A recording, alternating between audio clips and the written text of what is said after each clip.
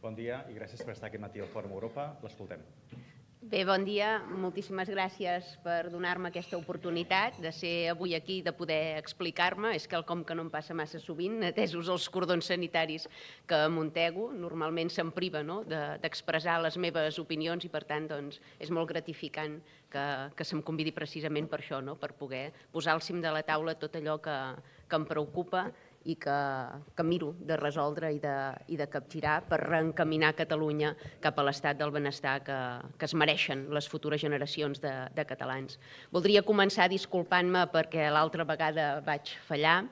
Va ser un tema mèdic, em vaig passar la nit vomitant i vaig pensar que no era correcte que vingués aquí en aquelles condicions. Lamento la incidència i les molèsties que hagués pogut ocasionar aquella vegada. Agrair al meu advocat aquesta presentació tan generosa. És l'advocat del diable, com podeu veure, i com afirmen tants mitjans, però de moment hem anat trampejant totes les situacions legals en les que ens hem vist immersos, inclosa aquesta multa de 10.001 euros per afirmar sense embuts que l'islam és incompatible amb Occident, una multa que prové de la pròpia Generalitat de Catalunya, que me la va interposar la llavors consellera de Feminismes, Igualtat i Feminismes, que en diuen, aquella conselleria dotada pressupostàriament amb una mà de milions impressionant i que a l'hora de la veritat no serveix absolutament per res més enllà de perseguir la discrepància política. Continuem amb contenciosos als jutjats per evitar de pagar aquesta multa i tantes d'altres que intenten interposar-nos. No he preparat cap intervenció perquè sóc avesada a preparar discursos, però com que ja són penjats al YouTube, pràcticament tothom ja sap què pensem sobre la majoria de temàtiques i d'àmbits. I, per tant, vinc aquí una mica a explicar-vos com he arribat fins aquí. Com he passat de ser una persona absolutament anònima, mare de família, d'una vila rural, com per dir-ho d'alguna manera, a poder fer irrupció al Parlament de Catalunya i a tenir aquest altaveu que em permet expressar les opinions i que tot Catalunya pugui ser conscient d'aquesta nova onada que ve de pensament, que ve a capgirar anys de males polítiques, de polítiques nefastes que han conduït el país al desgavell que patim avui en dia. Jo treballava al sector privat, ho ha dit molt bé en Coma, era secretària d'una empresa petita i treballava d'administrativa, mare de 5 fills. El meu cercle era molt reduït, anava de casa a la feina i de la feina a casa. Era processista, entre cometes, és a dir, jo era seguidora 100% o 200% del senyor Puigdemont, el vaig seguir a tot arreu, malgrat la meva migradesa d'ingressos o el meu nivell de vida, vaig procurar anar amb autocar fins a Brussel·les, el vaig seguir arreu, i em vaig adonar, va arribar un punt que em vaig adonar que ens havien enredat, que s'havien aprofitat de la il·lusió i de l'esperança del poble català, que ens havien promès quelcom que no estaven disposats a fer i que, a més, havien causat greuges i perjudicis a Catalunya perquè no només no hi havíem guanyat res, sinó que havien generat inestabilitat, havien generat confrontacions estèrils i que, per tant, tot això s'havia de reconduir. Llavors va venir l'atemptat de Barcelona i Cambrils. Com tots sabeu, el van perpetrar joves marroquins afincats a Ripoll. Allò va ser un trasbals immens per la nostra població, una vila on teòricament mai no hi passa res, de cop i volta es converteix en epicentre d'un problema que va en auge a tot el continent, com és el fonamentalisme islàmic. I en aquest context, el govern municipal de llavors, que governava Junts, en comptes d'atacar frontalment aquest problema de radicalisme, de denunciar que dins el nostre centre de culte s'hi havien fet crides a matar infidels amb tota impunitat i, per tant, d'intentar tancar aquesta mesquita i de resoldre aquest greu problema, en comptes de tot això, va maldar per desresponsabilitzar l'Associació Islàmica del municipi dels atemptats, arribant a fer un homenatge als familiars dels assassins en comptes de les víctimes. Això va generar, evidentment, rebuig entre els ripollesos i llavors va ser quan una ripollesa, una senyora gran, em va oferir a les portes de l'Ajuntament de fer una llista municipal per castigar aquell govern municipal que havia actuat d'aquesta manera tan negligent. En aquells moments vaig dir que sí, amb la ingenuïtat de qui no coneix realment el món polític i de qui es creu que pot confrontar els grans gegants, la gran casta política dels municipis, on el caciquisme és freqüent. Vaig dir que sí, m'hi vaig avenir. Vam aconseguir captar també l'atenció d'una regidora de govern de llavors, que es va decidir a abandonar el govern de Junts i a venir amb nosaltres a la llista, perquè ella també estava indignada amb tot el que havia passat. I en principi ella era qui havia d'encapçalar aquesta llista perquè tenia coneixements polítics i evidentment sabia com funcionava l'àmbit municipal. Però a darrera hora ella ens va dir que no pensava encapçalar la llista, que volia formar-ne part però que no l'encapçalaria, i ens vam trobar davant d'un problema greu, que és que si no encapçalava jo la llista no es presentava. Així se'm va plantejar repetidament, vaig dir insistentment que no, però en darrera hora vaig acceptar perquè si no no hi havia realment projecte ni oposició a aquell govern. Ens vam presentar, va crear un gran rebombori tot plegat, perquè automàticament després d'anunciar la nostra candidatura la resta de formacions polítiques ja van iniciar un cordó sanitari acusant-nos de ser d'extrema dreta i de ser xenòfobs i racistes i feixistes i tots els istes que pugueu imaginar-vos. I, evidentment, se'ns va privar d'aparèixer al debat que es va fer sobre les eleccions municipals, no hi vam tenir veu, se'ns va privar de sortir a les notícies. Bé, se'ns aplicava un cordó no només polític, sinó també pel que fa als mitjans de comunicació. Allò va impossibilitar segurament que arribéssim a la majoria de ripollesos, però sí que vam ser capaços, a través del boca-orella i de les xarxes socials emergents, de fer arribar el nostre petit missatge a part dels ripollesos. I, per tant, vam aconseguir entrar a l'Ajuntament de Ripoll, en aquest cas vaig entrar sola com a regidora a l'oposició, van mantenir la resta de formacions polítiques al cordó sanitari, em van arraconar allà a l'extrema dreta, mai millor dit, em van arraconar el seient que hi havia més situat a l'extrema dreta, em van privar d'anar a les comissions, a les juntes, se'm denegava la informació i, evidentment, em votaven tots absolutament en contra de qualsevol proposta, encara que fossin propostes que beneficiaven el conjunt de ripollesos i de la població de Ripoll. Això va generar confrontació a nivell de població, perquè la gent no entenien per què se m'acusava de coses que els ripollesos sabien perfectament que no era. Clar, fora de Ripoll la gent no et coneixen i si t'acusen de ser feixista, doncs d'alguna manera crees aquest estigma o aquest dubte, i si ho és, no? Però, esclar, en un poble on ens coneixem absolutament tots, on jo era la mare dels 5 fills, perquè ens posem noms i ens coneixem popularment, doncs a mi em deien la dels 5 fills, no? I tothom sabia que jo no era feixista, jo vinc d'un origen humil, he treballat tota la meva vida, crec en la cultura de l'esforç, mai no he atacat a ningú ni he posat en risc a ningú, per tant, tothom era conscient que les acusacions no tenien fonamentació i, per tant, no entenien que se'ns practiqués aquest cordó sanitari. Pel simple fet de tenir el valor de dir en un altaveu públic el que moltes persones començaven a pensar a l'interior de les seves llars, perquè al capdavall era traslladar una opinió que tots tenim o una por que tots podem tenir internament, doncs traslladar-la a un nivell públic.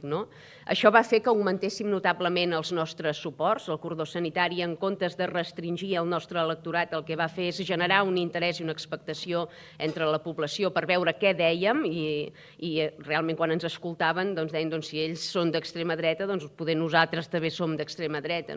I això va generar tot l'efecte contrari del que es perseguia. De tal manera que a les properes eleccions municipals que hi va haver, doncs vam aconseguir guanyar les eleccions i no va ser una victòria, diguéssim, d'un barri concret o perquè ens votés un grup concret de ripollesos, sinó que vam guanyar totes i cadascuna de les meses electorals de Ripoll, fins i tot en barris on tradicionalment guanyaven els socialistes o d'altres formacions, nosaltres vam ser la primera força política a tots i cadascun dels barris. Allò va ser un cop d'efecte perquè demostrava que Ripoll ens feia costat, malgrat el cordó sanitari polític i de mitjans de comunicació que hi havia damunt nostre, i que, per tant, allò que posàvem al cim de la taula, la realitat que exhibíem, no era un relat fantasiós que creéssim per captar votants, sinó que era la quotidianitat que estava visquent la població. I ens va servir per projectar encara més aquestes idees, no només a nivell municipal, sinó ja a nivell nacional, perquè les problemàtiques que afectaven la comtal vila de Ripoll, diguéssim que eren extensibles arreu del Principat, algunes poblacions fins i tot potser amb més gravetat. A Ripoll a vegades venen periodistes i em diuen quin tant per cent d'immigració hi ha a Ripoll. I som un 14 o un 15% d'immigració, és un percentatge que és menor al de moltes altres viles i ciutats del país. un 11% d'aquest 14 o 15 és de població marroquina, per tant, majoritàriament hem rebut immigració provinent del nord d'Àfrica. Però aquest no és el problema, i així ho manifesto als periodistes que venen. El problema no és aquest percentatge, el problema és el percentatge de naixements que tenim a dia d'avui al nostre municipi, en què freguen el 45-50% dels naixements. Això ens dibuixa, d'aquí unes dècades, un panorama totalment diferent, un paisatge humà totalment diferent del que hem viscut nosaltres, i que pot condemnar les futures generacions a escenaris fins ara imprevistos que realment poden generar-los problemes més que evidents, quan molta part d'aquesta població reincidirà segurament en la cultura retrògrada dels seus pares i intentarà o acabarà imposant a la nostra societat costums i lleis que són absolutament antagòniques o contràries al sistema de valors democràtics de drets i llibertats que nosaltres hem conegut. D'alguna manera, és això el que volem confrontar, no? És la valentia de dir, escolta'm, no volem arribar a aquest escenari futur, volem preservar les futures generacions d'aquesta xacra, i quin millor lloc que Ripoll per fer-ho, on hem viscut de primera mà què comporta aquesta barbàrie. A partir d'aquí va ser fer una campanya electoral amb un esclop i una espardenya, literalment, perquè no comptàvem ni amb la mà de recursos ni tampoc d'estructura de la resta de formacions polítiques. Heu de pensar que nosaltres vam gastar a la campanya electoral de les nacionals catalanes vam gastar escassos 40.000 euros, on algunes formacions polítiques van arribar a invertir més de 2 milions d'euros. Per tant, vam rendibilitzar i optimitzar cadascun d'aquests euros, això és cert, perquè vam aconseguir fer irrupció a la màxima institució del país, malgrat la nostra migradesa de recursos, i això evidencia que el missatge és potent, que la idea i el projecte de país agraden, que motiven, i que feia temps que segurament bona part de l'electorat esperaven que hi hagués un projecte més enllà de la correcció política que pregonen la resta de formacions tradicionals. D'aquí vam aconseguir-nos fer forat dins el Parlament, i així que a l'accedir al faristol del Parlament de Catalunya hem pogut irrompre a tot el país, i ara sí que el nostre projecte s'expandeix a bon ritme, a un ritme frenètic. Aquest és el ritme frenètic amb què fem militants, simpatitzants, amb què regidors i batlles d'altres pobles ens truquen per unir-se al nostre projecte, i aquí és quan veus que realment ara sí que hem engegat la maquinària i que tenim possibilitats reals d'assolir cada cop una quota de poder més alta que ens permeti aplicar i desplegar el nostre programa electoral, perquè no hem vingut aquí a ocupar seients de manera gratuïta, sinó a implantar realment les mesures que pregonem i que considerem que són les necessàries per salvar el llegat dels nostres avantpassats i per garantir el futur de les noves generacions de catalans. I una mica aquesta és l'evolució molt ràpida, frenètica d'aquest projecte, que és nascut realment de fa 4 dies, però que ha sabut arribar al cor dels catalans perquè penso que hem set honestos en aquest sentit i s'ha valorat aquesta honestedat. Fins aquí la meva intervenció. Com veieu, no he parlat d'economia perquè esperava que se'm facin preguntes sobre qualsevol àmbit que es vulgui. Era per fer-ho més amè, una mica d'explicació de com hem arribat fins aquí.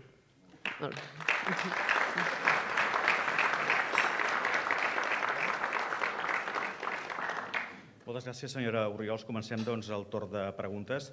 El senyor Com ha dit durant la seva presentació que vostè defensa la independència sense complexos. De fet, el primer punt del programa electoral o programa d'Aliança Catalana és la realització d'una declaració unilateral d'independència i la presa de control del territori. Això com es fa? Bé, nosaltres creiem que no hi ha pacte possible amb l'estat espanyol, així ho han demostrat les darreres centúries, en què cada cop que s'ha intentat consensuar una posició l'estat espanyol ha incomplert, perquè en algunes ocasions sí que és cert que per la part política s'ha intentat garantir, però per la part judicial ho han tombat. Per tant, és impossible negociar amb aquest estat i, per tant, l'única manera de restituir l'estat català és de manera unilateral. Considerem que no hem de fer referèndums ad eternum, com proposen d'altres formacions polítiques, sinó que hem de plantejar dins els nostres programes electorals, si realment som independentistes, aquesta proclamació unilateral d'independència. Si assolim o obtenim una majoria prou àmplia a les urnes, ens sentirem plenament legitimats per desplegar cadascun dels punts del nostre programa electoral. I en aquest cas nosaltres tenim molt clar que el primer punt del nostre programa electoral és la restitució de l'estat català. Bàsicament perquè l'estat de progrés, de benestar, de prosperitat, de preservació de valors occidentals que nosaltres pregonem no és possible dins el marc de l'estat espanyol. Per tant, el projecte que estem venent de país implica necessàriament la restitució del nostre estat i el control estricte de les nostres fronteres. De totes maneres, si hi hagués una declaració unilateral d'independència, Espanya no es quedaria sense fer res. Bé, s'han plantejat diversos escenaris de què podria passar l'endemà de la independència en cas que Catalunya realment tingués un govern ferm que no se n'anés ni a Waterloo ni es lliurés als tribunals espanyols. Aquí entraríem en el que nosaltres considerem que seria un escenari tipus Lituània-Estònia, on no hi hauria realment un atac militar fort, ni greu com la balcanització, per dir-ho d'alguna manera, i on l'estat espanyol seria incapaç d'ocupar militarment Catalunya i de mantenir aquesta ocupació durant un llarg període de temps en què, evidentment, els catalans resistiríem. Per tant, partim de la primícia de que prèviament s'hauran fet tota una sèrie de passos que ens garanteixin autosuficiència per sobreviure els primers mesos del nostre estat. Això inclou pactes amb països tercers, contactes internacionals, que ens dotin d'aquest finançament i d'aquesta seguretat, que garanteixin la nostra integritat nacional durant els primers mesos en què segurament l'estat espanyol intentarà que se'ns boicotegi per part d'altres estats membres o fins i tot països de fora de la Unió Europea. Ara que parla d'aquests països tercers, és a dir, de qui es podria demanar el suport? És a dir, d'una França que estigués governada pel partit de Marine Le Pen, d'una Itàlia de Giorgia Meloni, dels Estats Units de Donald Trump, d'Israel? És a dir, quins serien els països, aquests tercers països als quals vostè fa referència, que creu que Catalunya li demanaria ajuda o suport i dirien que sí? Bé, penso que des d'una visió pura d'estat, Catalunya només té interessos i, per tant, no pot prescindir de cap d'aquests contactes ni descartar-ne cap per dogmes ni per ideologies. Nosaltres hem de defensar el nostre interès nacional i, per tant, hem d'establir contactes amb qui sigui capaç de garantir la nostra integritat nacional els primers mesos de la restitució de l'Estat. Per tant, caldria fer contactes amb tothom que estigués disposat a actuar en aquesta línia, sense descartar absolutament ningú. I aquesta Catalunya independent que vostè pensa, estaria dins de la Unió Europea, estaria dins de l'OTAN? Bé, és quelcom que haurien de decidir, evidentment, els catalans. Penso que això sí que caldria fer una consulta popular i és la població civil la que ha de decidir a on vol formar part o què vol deixar de formar part. Cap govern té potestat per unilateralment desfer aquest tipus de pactes.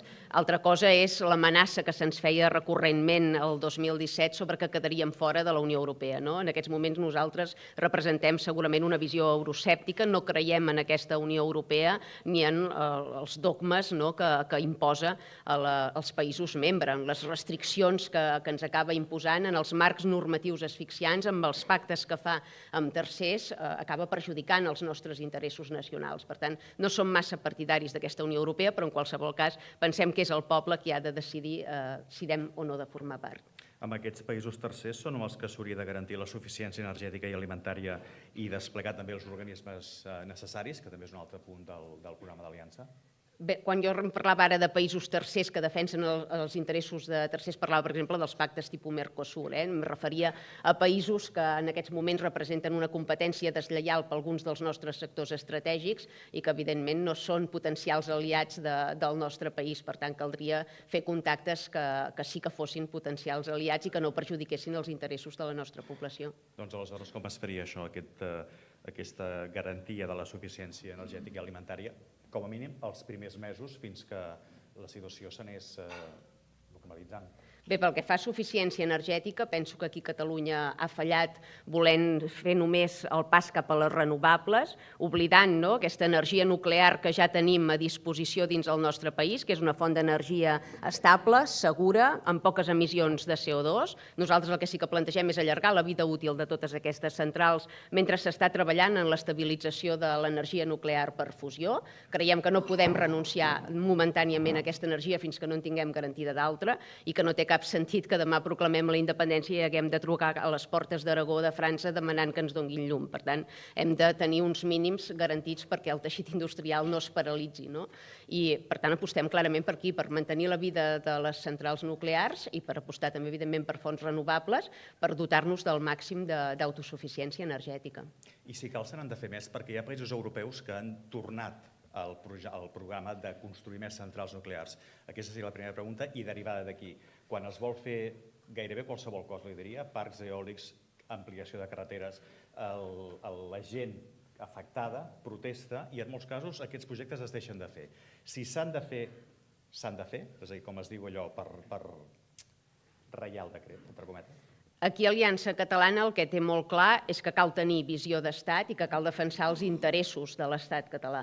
Per tant, si un municipi hi ha d'anar una central, doncs hi ha d'anar. Evidentment, això s'ha d'explicar bé a la població, se'ls ha de compensar d'alguna manera, és quelcom que ja de fet s'ha fet, però s'ha de fer. El que no pot ser és que es paralitzi el país només per por de perdre les eleccions a determinats municipis. Els interessos del conjunt de l'Estat han de ser prioritaris els d'un municipi en concret. Sí que creiem que si cal fer més centrals se n'hauran de fer més, no ens hi neguem, i és molt evident que cal arribar a aquest nivell d'autosuficiència. No pot ser que siguem dependents i que haguem de pagar aquestes factures que estem pagant només per dotar d'energia al nostre país. Hem de caminar cap a l'autosuficiència. Hi ha països, com vostè molt bé deia, com Alemanya, que van treure les centrals nuclears i que ara se n'han empenedit i volen recuperar aquest model perquè s'han adonat realment que era una font fiable i estable d'energia.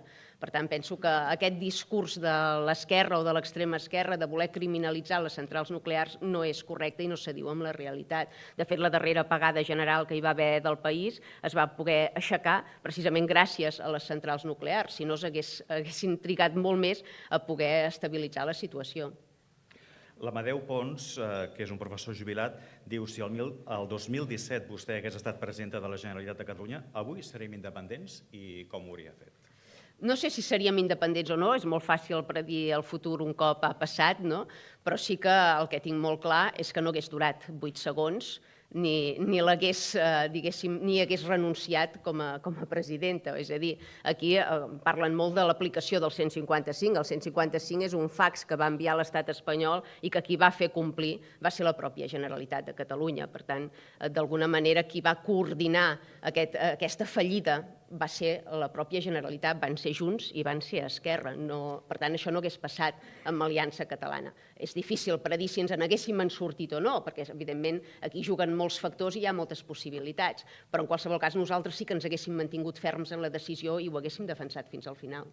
Hi ha un altre sobre el tema econòmic en cas que Catalunya fos independent, ho pregunta el Josep Arcas de l'Economia Magazine, diu en una hipotètica independència de Catalunya, vostè quin creu, mirant el mapa que hi ha actualment, quin hauria de ser el principal soci econòmic de Catalunya? Ja descarta la Unió Europea, és a dir, Unió Europea a banda, quin hauria de ser? No cal apartar la Unió Europea. Es poden tenir tractes amb països membres de la Unió Europea, sempre prioritzant els interessos dels catalans i de Catalunya. En qualsevol cas, hi ha molts altres països amb qui tenim tractes comercials i per valors de bastants milions d'euros. Estem parlant d'Israel, dels Estats Units, per tant, hi ha volum a molts d'altres països. Evidentment, no volem perdre aquest potencial, sinó que el que volem és augmentar-lo. El Ramon Casanova, del Col·legi de l'Advocacia de Barcelona, de l'ICAP, li fa 2 preguntes. La primera, per formar govern posaria línies vermelles algun partit? Som un partit polític, i això ho hem afirmat contundentment, que no ha vingut aquí a fer coalicions en base a renúncies del nostre propi programa electoral. És a dir, a Ripoll jo podia haver pactat amb Junts o podia haver intentat pactar amb alguna altra formació política un govern conjunt de coalició, però això hagués comportat la renúncia explícita d'aplicar algun dels punts que duia el programa electoral. Llavors jo preferia passar a l'oposició i fer oposició que no pas governar sense poder aplicar o desplegar aquestes idees o aquest projecte de poble o de país. I a nivell nacional exactament el mateix. No som un partit que cerqui fer coalicions per tenir quotes de poder gratuïtes, sinó per aplicar el nostre programa. Nosaltres hem vingut aquí realment a capgirar la situació, no a tenir el nostre trosset de pastís com la resta de formacions polítiques. Per tant, ens sentim més còmodes fent oposició que no pas governant en base a renúncies. L'altra pregunta que li fa, es considera més a prop de Vox, de la CUP o de Junts? Són els 3 exemples que posa. Home, si he de triar entre aquestes 3, diré que de Junts, evidentment, sí. Des de Servimedia li pregunten què li sembla que el Congrés dels Diputats aquest matí debateixi una proposició de llei impulsada per Vox per prohibir l'ús del burca i el niqab, els vels integrals, en espais públics. Bé, no sóc partidària de debatre sobre la política espanyola perquè em centro molt en la catalana, però és una proposició de llei que Aliança Catalana ja ha presentat al Parlament de Catalunya. En aquest sentit anem avançats, no? Som pioners. Ens hi van votar en contra la majoria de formacions de l'arc parlamentari, quelcom que trobem absolutament indecent, perquè formacions polítiques que es vindiquen feministes i que defensen el progrés i tal i qual, a l'hora de la veritat acaben votant que la barbària i mesures absolutament retrògrades i misògenes facin irrupció a casa nostra i a més es normalitzin. Formacions com Esquerra Republicana, que han set pioneres a introduir el vel islàmic dins la màxima institució del país, quelcom que trobem absolutament denunciable i que no comprenem que es pugui dir feminista i progressista i alhora normalitzar aquesta actitud absolutament misògena que no ha de tenir lloc a Occident i per extensió no ha de tenir lloc a Catalunya. El Pere Huguet, què proposa perquè Catalunya torni a ser un país avançat industrialment i reconegut a nivell internacional? Bé, és evident que Catalunya ha perdut pistonada a nivell industrial. Voregem el 17% del PIB, quan havíem set el 23-24%, i nosaltres creiem en la reindustrialització del país. Volem que Catalunya torni a tenir un 25% del PIB gràcies a la indústria. Pensem que si tinguéssim unes bones infraestructures, un sistema ferroviari digne que garantís connexions arreu del territori, tot això seria més fàcil. Per tant, la desinversió de l'estat espanyol ens perjudica també a nivell industrial, però nosaltres apostem clarament per la reindustrialització més que no pas per d'altres sectors com el de serveis. Per què? Perquè garanteix una estabilitat, perquè garanteix uns sous més alts, més dignes, que permeten a les famílies arrelar, prosperar. Això també contribueix a la demografia. Necessitem que neixin catalans per frenar aquesta substitució cultural i demogràfica que estem patint i, per tant, som molt partidaris de reindustrialitzar el país i des dels ajuntaments, des dels propis ajuntaments, fer modificacions del planejament per poder dotar el país de més sòl industrial. El sector primari com se'l recupera? Perquè periòdicament es va escoltant aquest crit, aquesta demanda de que s'han de donar ajudes, que s'ha de tornar a fer el que es pugui fer perquè torni l'activitat al camp, es recuperi aquest sector i també se solucionen alguns problemes, com per exemple també el dels incendis a l'estiu. Com es fa això? És complicat perquè hi ha diverses problemàtiques que conflueixen en el sector primari. Una de molt clara és que el preu final dels productes ja no cobreix els costos del mateix producte. D'aquí la subvenció permanent d'aquest sector. Això, evidentment, és un perjudici. Però hi ha un altre perjudici, potser encara pitjor, que és la manca de relleu generacional. És a dir, el jovent no se sent engrescat a continuar amb l'activitat dels seus pares. Cada dia hi ha més explotacions que tanquen, sobretot petites i mitjanes, i això, evidentment, és un problema no només a nivell forestal, sinó també a nivell d'autosuficiència alimentària. Per tant, cal protegir aquest sector. Aquí sí que nosaltres som partidaris d'aplicar mesures proteccionistes. No pot ser que estiguem consumint taronges del Marroc i deixem perdre les del Delta de l'Ebre. Això és inadmissible, és inaudit, no és correcte i, per tant, la competència deslleial ha de desaparèixer. No pot ser que aquí asfixiem la nostra pagesia amb uns marcs reguladors i normatius absolutament estratosfèrics, sobretot pel que fa a impostos verds i a compliments de benestar animal, però també de drets laborals. Tot això no existeix als països tercermundistes on anem a buscar la fruita o on ara mateix estem important la carn. Per tant, no estan competint en igualtat de condicions amb la resta de països. Això s'ha d'acabar a través, evidentment, d'aranzels. El sector primari ha de ser protegit amb aranzels. En Luis Bahamonde, president d'Innovaix, li pregunta què pensa de la relació públic-privada en l'àmbit municipal per tenir una economia més forta.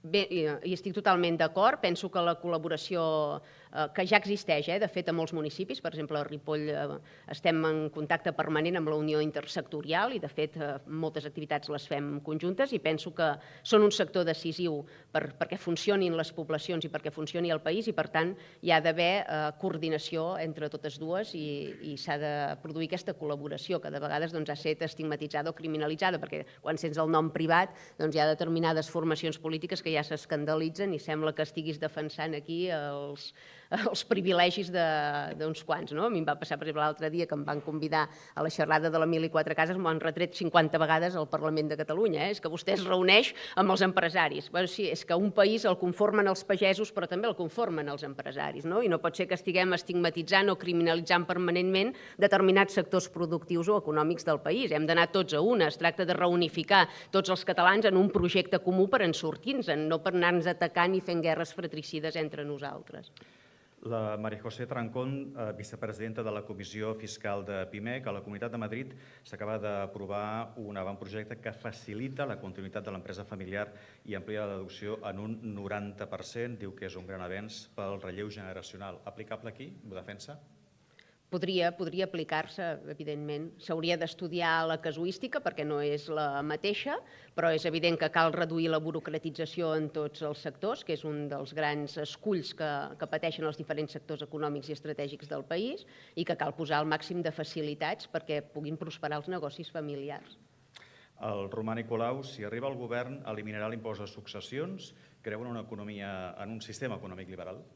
Nosaltres som partidaris d'eliminar l'impost de successions i també, evidentment, el de transmissions. No pot ser que paguem per quelcom que els nostres avantpassats ja han pagat recurrentment. El patrimoni no ha de penalitzar. I en aquest sentit hi ha formacions polítiques, com tots sabeu, que també ho defensen, que s'ha d'eliminar, però que quan governen, i a més sota pandèmia, quan saben que hi ha una gran mortaldat entre la població, es dediquen a pujar-lo per pagar altres polítiques socials o de cooperació internacional. Nosaltres ho trobem lamentable. L'impost de successions és un impost indecent i, evidentment, ha de ser erradicat.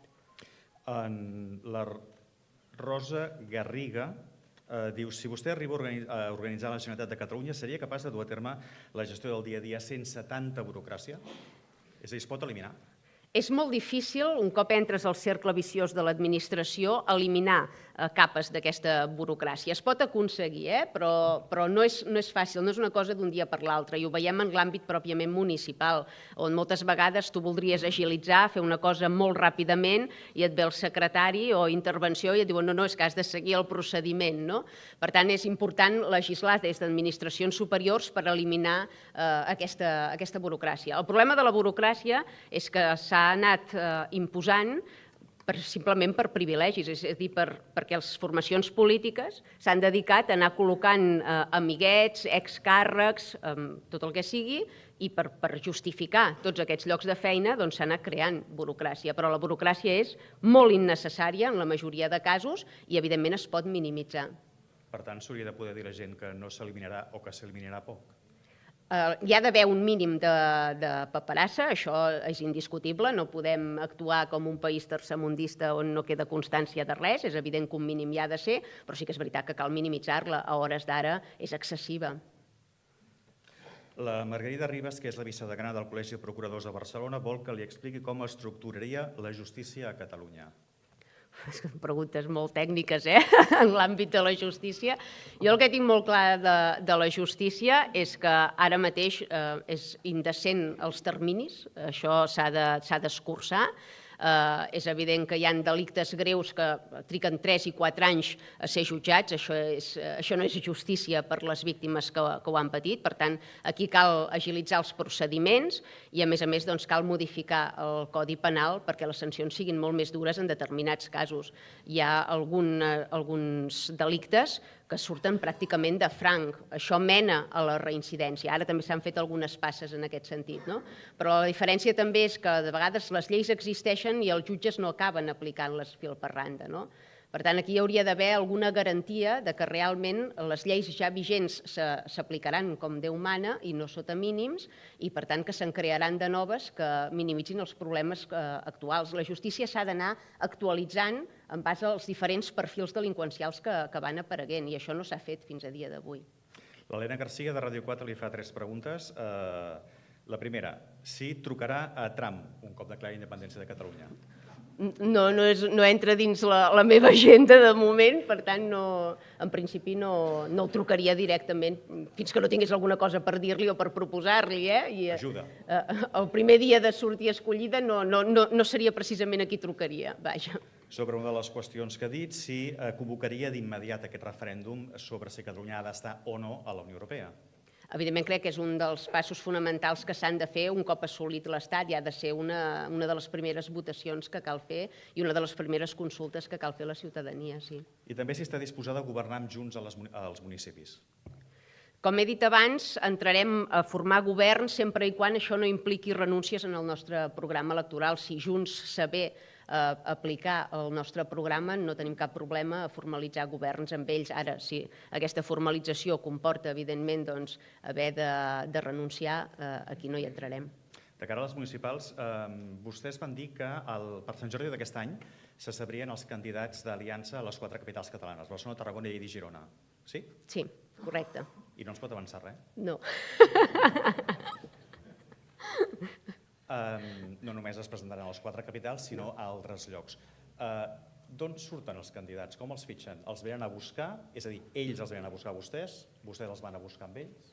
Hi ha una mica de tot. Hi ha persones que sí que s'han apropat a la nostra formació política perquè ja ostenten càrrecs o de regidories o de batllies i volen representar-se a les properes eleccions i volen fer-ho sota les nostres sigles polítiques. Però també hi ha persones que anem a buscar nosaltres directament, perfils que considerem que poden aportar valor al nostre projecte i, per tant, piquem a la seva porta amb l'esperança que el cordó sanitari no els privi de poder ajudar-nos en aquest projecte que hem iniciat. Per tant, hi ha una mica de tot. Hi ha persones que sí que se'ns apropen i n'hi ha que les anem a cercar nosaltres. Ens han dit que no, també he de dir, alguns candidats d'algunes poblacions, persones que tenen negocis que no veuen clara la compatibilitat, que pensen que poden haver conseqüències i, per tant, ens diuen que no, i altres persones que, tot i tenir negocis, es veuen amb cor d'encapçalar aquest projecte a algunes viles i ciutats. Per tant, anem trampejant la situació com podem. Sí que és veritat que ens agradaria fer el màxim de llistes possibles i que segurament tindríem possibilitats i gent per fer-ho,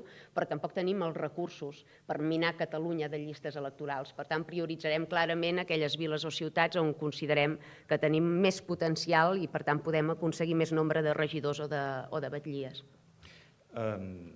Li pregunto alguna cosa més sobre aquests candidats a les capitals i en concret a la capital del país. Home, dona? No sé si puc dir-ho. Només eliminaríem el 50% de la població. Home. Home a Barcelona. Conegut? Sí. Sí? Conegut mediàticament per la seva professió, per la seva trajectòria professional? Haurem d'esperar el 23 d'abril. I com ho faran? És a dir, un gran acte que es farà en alguna ciutat en concret o presentaran a cada una de les ciutats? Com està pensant organitzar-ho? De fet, encara no ho tenim massa ideat. Suposo que anirem a presentar-los allà on realment faran llista, perquè és el més lògic. Diu que hi ha gent que els ha dit que no per les conseqüències negatives que puguin tenir, perquè és, diguem-ho de manera molt senzilla, perquè és lleig que et posin l'etiqueta d'aliança? Diguéssim que no té les mateixes connotacions ni conseqüències presentar-te per Junts, per Esquerra o presentar-te per Aliança Catalana. Malauradament hi ha una estigmatització damunt la nostra formació política, hi ha nombrosos atacs que hem patit recurrentment per part de l'extrema esquerra i també de grups musulmans, en el cas de Ripoll, i per tant hi ha aquest estigma que de moment pesa damunt nostre i que fa que alguns candidats no ho vegin clar.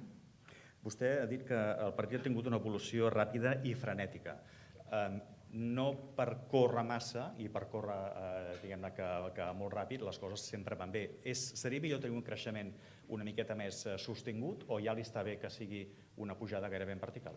El més desitjable seria, evidentment, el creixement sostingut. El que passa és que també és veritat que el temps del país s'esgota. Tampoc tenim temps per perdre ara mateix, no? Tal com estan anant les coses, o hi fem alguna cosa imminentment o ja no hi serem a temps. Per tant, ja ens convé que el creixement, en aquest cas, sigui ràpid, tot i que, evidentment, ens aniria més bé fer-lo sostingut i poder anar controlant més totes les fases. Però, en qualsevol cas, creiem que el país necessita un canvi de manera urgent i, per tant, agraïm la celeritat amb què s'han anat esdevenint els fets.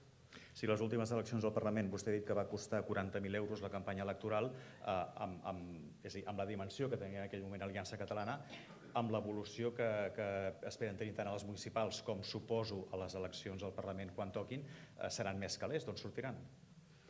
Bé, bàsicament de la nostra militància. Sí que és cert que ara estem rebent retribucions públiques i que nosaltres hem manifestat moltes vegades que volem retirar-les. De fet, ho hem fet al municipi de Ripoll, amb l'oposició de tota la resta de formacions tradicionals que es creuen realment que els electors han de subvencionar ideologies. Nosaltres no ho veiem així. Creiem que els projectes polítics per què han d'estar subvencionats és per la militància i pels propis càrrecs dels partits a través d'un pagament mensual de la retribució pública que percebin en base al seu càrrec i, per tant, considerem que s'han de fer les coses amb transparència i amb el mínim de despesa possible. No veiem que una campanya electoral nacional hagi de costar 2 milions d'euros com es va gastar el Partit Socialista. Pensem que això és llançar recursos i pensem que avui en dia les xarxes socials obren una oportunitat molt gran per, amb la mínima despesa possible, arribar al màxim de gent i, per tant, és aquí on farem incidència.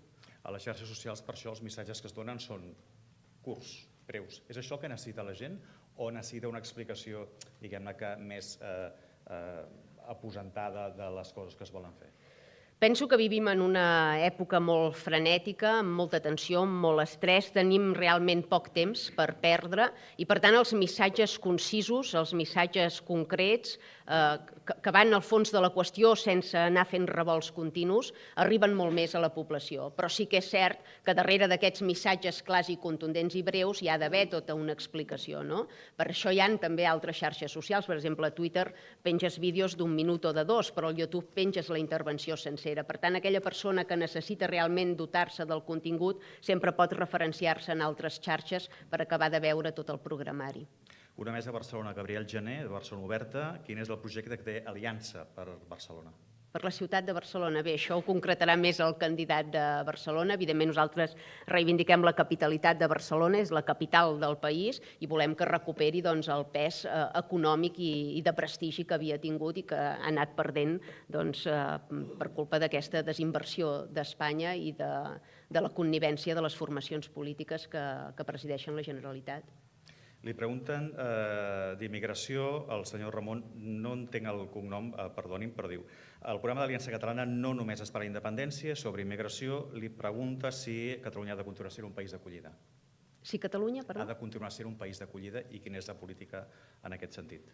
En absolut, pensem que hem sobrepassat i de molt el límit d'acollida i que, a més, ha estat una acollida involuntària i sense condicions ni filtres. Nosaltres advoquem per una regulació total de la immigració, per foragitar del nostre país tots aquells que han entrat de manera il·lícita, tots aquells que han delinquit damunt casa nostra i tots aquells que no se sustenten per mitjans propis. El que no es pot permetre a Catalunya ni cap país del món és acollir una immigració que suposi una càrrega social pel país ni que els perjudiqui a nivell d'inseguretat, d'infraestructures, de serveis públics. Per tant, qui no vingui aquí a portar, a ser un més, a integrar-se, a adaptar-se, a interactuar amb la societat, no ha de ser benvingut.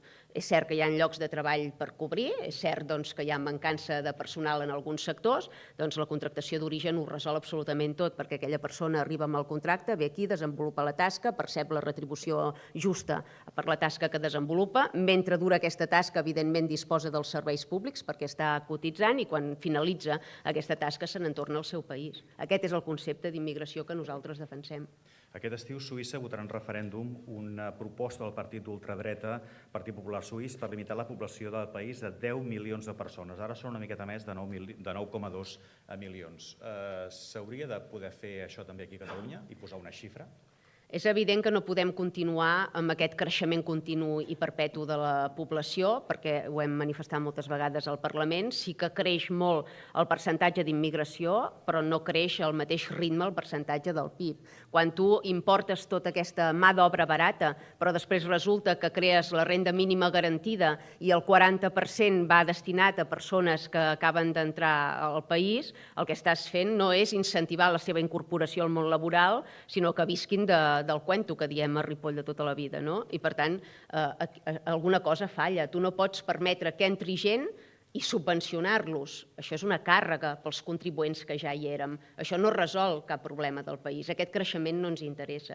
Ens interessa que vinguin persones disposades a treballar, disposades a aportar i disposades a adaptar-se al nostre marc normatiu. Ara som una miqueta més de 8 milions, 8,2. Quina és la xifra màxima d'habitants que pot tenir Catalunya? pensem que ja estem per sobre i així ho demostren els fets, els nostres serveis públics, les nostres infraestructures, tot el país estava preparat per aquests 6 milions, però no pas pels 8. Ara tenim mancança d'habitatge, tenim problemes als jutjats i a les presons perquè no hi ha prou places, tenim problemes al sistema educatiu, a l'àmbit sanitari, per tant hem sobrepassat i de molt el gruix de població que podíem mantenir amb les infraestructures i amb les estructures actuals. Per tant, hauríem d'anar per sota dels 8. Sí. Josep Maria Ribas, de Servimedia, creu que els partits independentistes han deixat de donar suport a Pedro Sánchez? I també li pregunta què li semblen els casos de corrupció. Bé, pel que fa a la participació de partits catalans a Madrid, nosaltres no hi estem conformes, en bona part perquè som independentistes i creiem que els interessos dels catalans es defensen des de Catalunya. Considerem que les formacions polítiques catalanes que han anat a Madrid no ho han fet per defensar aquest interès comú dels catalans, sinó per interessos clarament partidistes, i així s'ha demostrat. Han aconseguit assessors, han aconseguit grups propis, han aconseguit a nivell personal molts avantatges, però per contra no han aconseguit res del que havien promès pel país. Per tant, aquesta manera de fer política gratuïta nosaltres no hi creiem. Som aquí per canviar i capgirar les coses, per implantar programes electorals, no per servir-nos de l'erari públic. En aquest creixement ràpid i frenètic del partit, es mira el Congrés d'alguna manera? De cap. Nosaltres aspirem a restituir l'estat català, deslliurar-nos del jou espanyol i, per tant, no volem ni governar ni fer ingovernable Espanya. Considerem que és una competència dels espanyols, de la mateixa manera que el destí de Catalunya és competència dels catalans. Per tant, les úniques eleccions a les que es presenta Aliança són municipals i catalanes. Sí. Europees? Europees, a dia d'avui no ho hem decidit en cap congrés i, per tant, queda oberta la porta, però a les espanyoles segur que no. El C. Giró de RAC1 li pregunta si Aliança està redefinint les polítiques de Junts. Evidentment, condicionem les polítiques de totes les formacions polítiques de l'arc parlamentari. Abans de la irrupció d'Aliança Catalana, Vox no parlava català al Parlament i ara parla català. Abans de la irrupció d'Aliança Catalana, Junts no fiscalitzava padrons, ara inicia la fiscalització de padrons. Per tant, sí, estem condicionant tot l'àmbit polític, evidentment, i aquesta és potser la major victòria d'Aliança Catalana, no? Malgrat ser la força més minoritària de l'arc parlamentari, ha estat capaç de condicionar la política de les grans forces polítiques del país. Hi ha diverses preguntes relatives a la natalitat. Daniel Arasa, de la Plataforma per la Família, el Xavier Lumbriares, de l'associació Edip Rei, i el Raül Sánchez, de Famílies Nombroses de Catalunya. Bàsicament, es podrien arribar a resumir per què ha caigut la natalitat a partir del 76 i quines serien les polítiques que s'haurien de promoure perquè hi haguessin més naixements a Catalunya. Moltes vegades es mira cap als països nòrdics. Són aquestes les que s'han d'aplicar? N'hi ha algunes altres? Bé, nosaltres, de fet, vam presentar en el darrer ple una moció per mirar de redirigir demogràficament el país, perquè considerem que hi ha una substitució cultural i demogràfica molt clara i que això pot tenir perjudicis per a les futures generacions. Tots aquests diners que estem invertint en subvencionar la immigració il·legal o que estem invertint en subvencionar formacions polítiques, en subvencionar premsa fi, s'han de redirigir cap al nostre jovent, que són el futur del país. Si ells no tenen descendència, Catalunya s'ha acabat. Per tant, cal promoure la natalitat entre el jovent. I això implica, evidentment, incentius econòmics, però també bonificacions d'altres tipus. Compatibilitzar també la feina amb l'àmbit familiar, poder-ho compatibilitzar i cercar la fórmula perquè les famílies catalanes tinguin garantida la seva supervivència econòmica i en tots els àmbits. És català qui viu, treballa i qui neix a Catalunya? No, evidentment, hi ha molta gent que viuen, treballen i neixen a Catalunya i mai no seran catalans.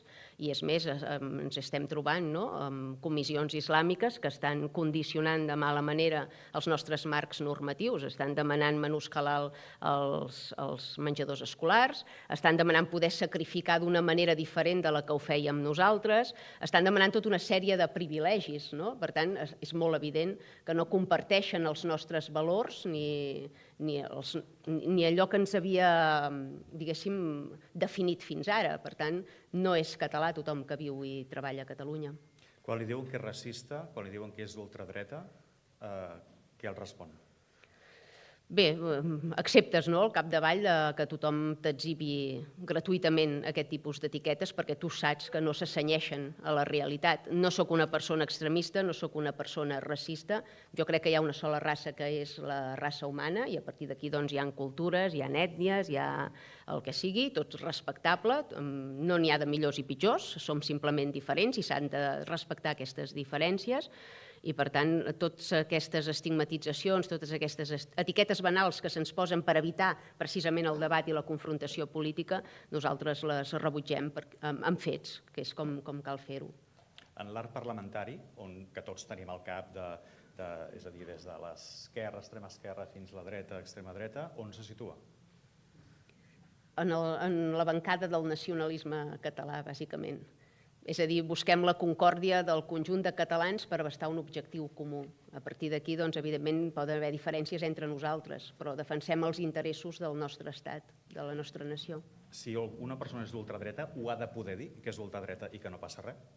Clar, si entenem per ultradreta doncs, la validació de la violència, llavors no. Però si per ultradreta entenem el que estan definint avui en dia, que és posicions contràries a la immigració, bàsicament, doncs crec que ho ha de poder manifestar amb total llibertat. De la mateixa manera doncs, que d'altres formacions han de poder manifestar que són favorables a aquests allaus immigratoris que estem patint. I, evidentment, la confrontació ha de ser dialèctica, amb arguments i a través de les urnes, no?, de que s'imposi doncs, la visió més generalitzada. Preguntes també sobre el tema d'habitatge i d'ocupació que fan el Carles Soler de Som Habitatge i el Juan Cabanas Oltra, que és el president de la Unió de Comunitats de Propietaris de Sant Martí. Com s'acaba amb el desgavell legislatiu en matèria d'habitatge? Com s'acaba amb l'ocupació? Bé, dotant de seguretat jurídica als propietaris perquè tornin a posar els seus habitatges al parc immobiliari. No pot ser aquesta visió intervencionista de l'administració que topa els preus de lloguer, que regula contra el propietari i que, per contra, doncs, gairebé celebra les ocupacions il·legals. No podem continuar així. Cal perseguir les ocupacions il·legals, dotar de seguretat jurídica als propietaris, no criminalitzar els promotors, no obligar-los a reservar un 25 o un 50% dels pisos que construeixin per a protecció oficial, perquè tot això l'únic que fa és desincentivar les inversions. Cal recuperar el model anterior i previ, és a dir, cal dotar de llibertat i de seguretat aquest sector. El Paco Camarasa, que és de l'Associació Catalana de Persones Executives, Directives i Empresàries, diu que la seva associació comparteix la necessitat de protegir el dret a la baixa mèdica quan és necessari, però que els preocupa el frau i l'abús del sistema que perjudica empreses i treballadors i vol saber quines són les mesures concretes que proposa per combatre aquest frau. Això és bastant difícil de combatre i, a més, cada cop és pitjor, no? Perquè abans, quan t'agafaves la baixa, doncs havies de personar-te al teu lloc de feina i dur-la. Ara ja s'envia tot telemàticament, l'empresari no té dret a saber què ha causat la baixa, per tant s'han anat fent restriccions d'aquest tipus que dificulten saber si és un frau de llei o realment hi ha una malaltia darrere que diguéssim, justifiqui aquella baixa laboral. És quelcom que no només afecta el sector privat, que també devasta i encara més el sector públic, on la baixa no comporta una pèrdua retributiva, és a dir, els funcionaris, si estan de baixa, cobren el 100%, per tant, imagineu-vos quin incentiu o quina motivació han de tenir per anar als seus llocs de feina, i és realment quelcom difícil de combatre a nivell normatiu, perquè no pots diguéssim, contradir les indicacions mèdiques. Per tant, aquí veig difícil de poder-ho resoldre. El que sí que es pot fer per incrementar o incentivar la incorporació al món laboral és no subsidiar la ganduleria, com s'està fent, però més enllà d'això, a nivell mèdic és dificultós. Abans ha fet referència a la trobada que vam tenir amb empresaris al Golf Empordà ara fa unes quantes setmanes. Quines són les relacions que té Aliança tant amb els empresaris com els sindicats? Les mateixes que té amb qualsevol altre sector productiu i econòmic del país. Com he dit abans, i des d'una visió claríssima d'Estat, nosaltres considerem que tots aquests sectors són imprescindibles i que, per tant, cal garantir que tots puguin continuar exercint les seves funcions amb tota normalitat. Trobades amb els sindicats com les que va tenir amb empresaris, n'hi ha previstes? Sí, regularment mantenim trobades, de fet, amb sindicats i sobretot els sectors al Parlament de Catalunya. Ens demanen, de fet, aquestes reunions, escoltem a tothom i, evidentment, un cop escoltat tothom, doncs formalitzem la nostra pròpia visió de tot. La Mei Sorolla li pregunta què li semblen les polítiques d'immigració dels Estats Units i si serien aplicables a Catalunya. Bé, hi ha molta controvèrsia sobre aquest afer i sobre la forma en com s'ha executat. Probablement no compartiríem algunes de les imatges que s'han vist i que semblen escandaloses, però també ho hem manifestat d'altres vegades. És molt dur veure canalla afectada per aquestes polítiques, però també és dur pensar quin futur deixes tu als teus fills. I amb aquesta voluntat de protegir les futures generacions de catalans penso que s'han de prendre certes mesures. Algunes podran semblar dràstiques, però si volem preservar un estat del benestar, un estat basat en valors occidentals, segurament en algun moment haurem de prendre alguna decisió difícil. No dic que comparteixi al 100% les polítiques d'en Trump, però sí que comparteixo el fet que hi hagi per primer cop tota una sèrie de polítics que compleixen els seus programes electorals, que és quelcom al que no estem malauradament avesats. I podríem parlar, per exemple, de la Meloni a Itàlia, que està desplegant el seu programa electoral i que cada cop està guanyant més suports perquè ha demostrat que és factible contra el que deia l'oposició i que es pot fer. Seria un exemple a poder seguir o poder trasplantar el que ha passat amb Meloni o que està passant amb Meloni a Itàlia a Catalunya? Penso que passarà a Catalunya i a molts d'altres països europeus i que és inevitable perquè realment el gruix de la població civil n'estem farts de patir les conseqüències d'aquesta llau immigratòria a la que ens han condemnat els polítics. Hi ha parlat mai? No. I li agradaria parlar-hi amb la senyora Meloni? Sí, no em faria res. La veritat és que crec que és una persona intel·ligent i que és una persona que és valenta i no em faria res fer-hi un cafè, al contrari. També s'ha parlat molt d'un possible viatge o d'una invitació per anar a Israel per part del Likud. Què hi ha d'això? Bé, d'invitacions per anar a diferents països n'hem rebut diverses i ho estem intentant gestionar. Sí que és veritat que personalment disposo de molt poc temps, tinc molta feina sobretot a la vila de Ripoll, més enllà també de l'activitat parlamentària i per tant no puc compaginar a dia d'avui aquests viatges amb la meva ocupació, amb el meu càrrec públic i amb també en la meva situació familiar en aquests moments. I la invitació és directa del govern d'Israel o del primer ministre, vaja? Bé, normalment no revelem les fonts dels contactes i, per tant, preferim no respondre. Ara que diu que és difícil aquesta compatibilitat i tornar a haver eleccions municipals i tornar a haver eleccions al Parlament, es presentarà vostè com a cap de cartell tant a Ripoll com al Parlament de Catalunya? A Ripoll segur, a Ripoll perquè bàsicament és un projecte que vull continuar desplegant, crec que hem demostrat moltes coses en aquests 4 anys però que en quedaran moltes de pendentes i per tant vull tornar a capitanejar aquest projecte i vull saber si realment la població del municipi em fa costat després d'haver fet tots aquests canvis o per contra he perdut la seva confiança. Per tant, és un repte personal que sí que vull afrontar a la Comtal Vila de Ripoll. Al Parlament de Catalunya estem buscant perfils potents, capdavanters, no sé si repetiré o no. Si ho faig serà sempre pensant en la viabilitat i en la projecció d'Aliança Catalana. No pas per un interès personal, perquè sí que és veritat que compaginar 2 càrrecs públics no és fàcil. El govern de l'Aragó vol que se li tornin ja les pintures de Sixena. Els hi tornaria o no? Bé, quan retornin a Catalunya tot el que ens han espoliat, doncs jo potser també faria el pas de retornar alguna cosa. El que no pot ser és que Catalunya sempre acabi pagant totes les factures i per contra sempre quedin endeutats els altres amb nosaltres. Per tant, si no hi ha bidireccionalitat, hi ha moltes obres catalanes que són espoliades i que no ens han retornat. Exigim bidireccionalitat. Estem d'acord en retornar aquelles que eren d'altres territoris sempre i quan se'ns retornin les nostres. El Departament d'Educació vol plantar cara als discursos d'odi que s'escampen per les aules. Hi ha també diferents iniciatives per lluitar contra aquests discursos i que la gent sàpiga diferenciar el que són les mentides del que són informacions certes. S'ha d'ajudar a aquestes iniciatives? Això del discurs d'odi o del delicte d'odi és una mica perillós, perquè aquí entrem en el terreny de la subjectivitat. Què és un delicte d'odi o què és un discurs d'odi? Perquè per mi pot ser una cosa i per algú de la CUP n'és una altra. Per tant, qui és que marca els criteris d'això? Penso que entrem en un joc totalitarista bastant perillós, que tant avui poden aplicar uns com demà podrien aplicar els altres i penso que això no és correcte. Tothom ha de poder expressar lliurement les seves opinions. Evidentment, aquí dins no hi entren les mentides ni el que podem anomenar fake news. Això sí que s'ha de combatre, però el que és el discurs o la visió determinada del món de cadascú, això no es pot combatre ni es pot capar amb lleis, perquè no és correcte. Això és privar del lliure pensament. I qui hauria de definir què és el discurs d'odi, per exemple? Per mi, molt clarament, un discurs d'odi és aquell que atempta o que mena la violència contra determinades persones. Si no hi ha aquest indici de menar la violència, per mi no és un discurs d'odi. Aplicat a mi i a d'altres. Per exemple, a l'Aliança Catalana rebem moltes crítiques. Nosaltres no ho considerem discursos ni delictes d'odi. Ara, quan ens agredeixen, ens llencen pintura, ens claven empentes, ens escupen, home, llavors poder sí, que hi veiem una infracció de llei aquí. Vostè és president i es troba en vaga de metges, es troba en una vaga de mestres, es troba en protesta dels pagesos. Com ho gestiona?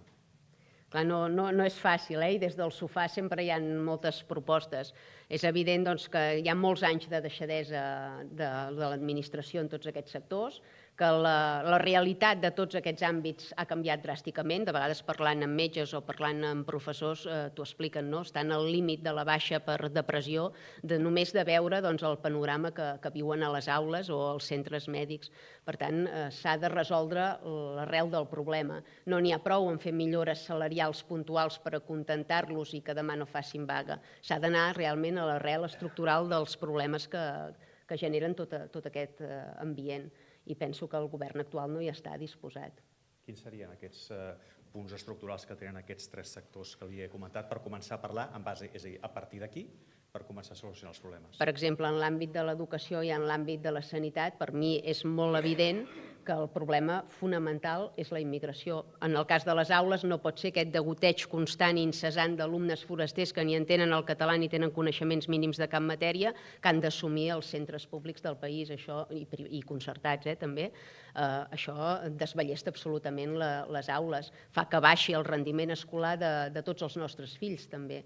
S'ha evidenciat amb les proves PISA i amb d'altres proves.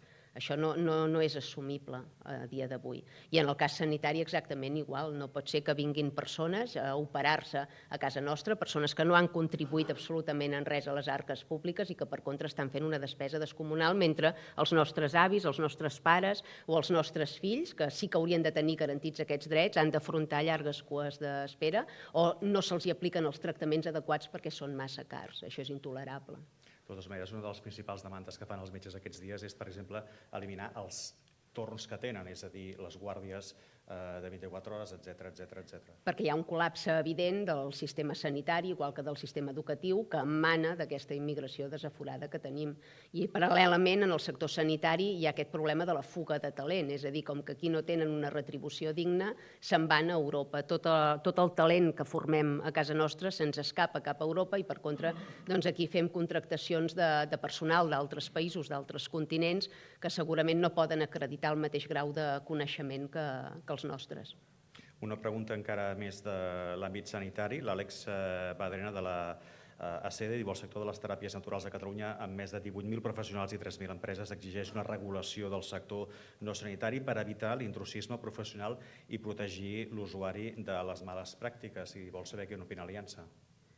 Ara mateix aquí sí que no sabria respondre perquè era una qüestió que sincerament no m'havia plantejat. En prenem nota i mirarem de consensuar una posició i de reunir-nos amb els diferents sectors també per esbrinar-ho, perquè és un tema que realment no havia aparegut. També li pregunten si és partidària de seguir aplicant l'Agenda 2030. No, evidentment que no. Penso sincerament que és inaplicable, que és inviable i que perjudica greument els sectors estratègics del nostre país. És el que diem, o sigui, condemnem els nostres empresaris a un marc normatiu asfixiant, han de complir això, han de complir allò de més enllà, i després ens n'anem a comprar productes d'altres països que no compleixen amb res de l'Agenda 2030 i que, per tant, tenen via lliure i són molt més competitius a nivell de preus. Això és inassumible. Li faig l'última perquè estem ja fora de temps. D'on surten els...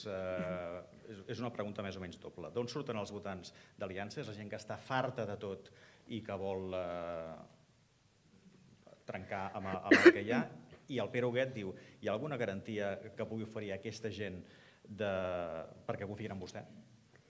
Bé, penso que captem l'atenció i el vot de sectors molt diversos de la societat i ho hem vist, per exemple, a poblacions com Ripoll, on ens han votat gent d'edat molt diversa, d'origen molt divers, de nivell social també o d'àmbit professional molt divers, i hem arribat a aquesta conclusió, que realment tots n'estem tips d'aquestes enganyifes contínues dels partits polítics, d'aquesta correcció política que ens priva d'abordar amb serenor però amb contundència les arrels dels problemes, i també n'estem tips, d'alguna manera, de tot el procés. També captem l'atenció de tots aquells desencisats de formacions processistes.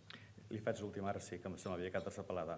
Vostè diu que volen tenir quota de poder, és a dir, anar guanyant les diferents eleccions. Això vol dir entrar a formar part del sistema?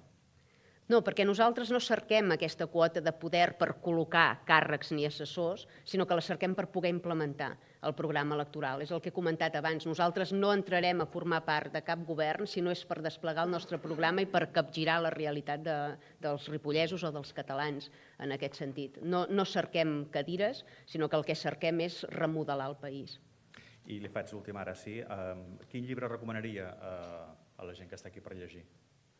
Dels últims que hagi llegit, que li hagin agradat, que creu que siguin interessants. A mi m'agraden molt les novel·les rurals catalanes, són els que potser llegeixo més, però així més de caire polític ha sortit un recull de tots els escrits d'en Daniel Cardona, que és un independentista i redem del segle passat que segueixo molt i que recomano a tothom. Molt bé, doncs hem arribat al final d'una nova edició del Fòrum Europa Nova Economia, avui amb Sílvia Orriols, presidenta d'Aliança Catalana, batllessa de Ripoll i diputada del Parlament de Catalunya. Gràcies en nom del Fòrum Europa Nova Economia i del seu president, José Luis Rodríguez, i també a tots vostès per estar aquest matí aquí i fins al pròxim esmorzar. A vostès, merci.